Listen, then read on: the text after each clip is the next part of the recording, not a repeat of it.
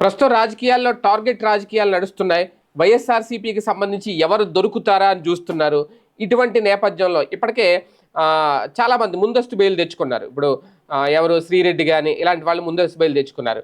అయితే యాంకర్ శ్యామల ఈమె కూడా వైసీపీ అధికార ప్రతినిధిగా తెలుగుదేశం పార్టీ మీద కాస్తంత సంచలన వ్యాఖ్యలు చేస్తూ ఉంటారు. కాకపోతే అవన్నీ రాజకీయంగానే ఉంటాయి కాబట్టి ఇప్పటివరకు ఎవరో పట్టించుకోలేదు. కానీ ఎలా దొరుకుతారా అనేది మాత్రం మంచి కసితో ఎదురు చూస్తున్నారు. ఏదో అంటారు కదా, వెతకబోయే తీగ కాలికి తగిలింది అనేది.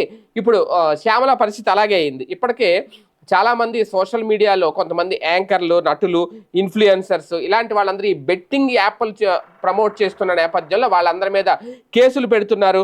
ఇప్పుడు తాజాగా ఇప్పుడు ఈ ఆన్లైన్ బెట్టింగ్ యాప్లకు ప్రచారం కల్పిస్తున్న 11 మంది మీద, యాంకర్ల మీద, అలాగే బుల్లితెర నటులు, సోషల్ మీడియా ఇన్ఫ్లుయెన్సర్ మీద హైదరాబాద్లోని పంజాగుట్ట పోలీస్ స్టేషన్లో కేసు అయితే నమోదు చేశారు.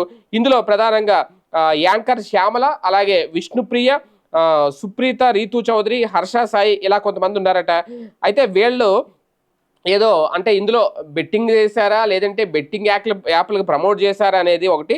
కాకపోతే వీళ్ళందరూ కూడా ఖరీదైన కార్లు, సెల్ ఫోన్లు ఇవన్నీ కూడా కొనుగోలు చేయడం, అంటే ఒక లగ్జరీ మెయింటెనెన్స్ నడపడం, ఇది కాస్తంత అనుమానం రేకెత్తిస్తున్న నేపథ్యంలో ఇప్పుడు తాజాగా అంటే యూట్యూబ్, అలాగే ఇన్స్టాగ్రాము, ఈ ఫేస్బుక్ ద్వారా బెట్టింగ్ యాప్లకు ప్రచారం కల్పిస్తున్నారు.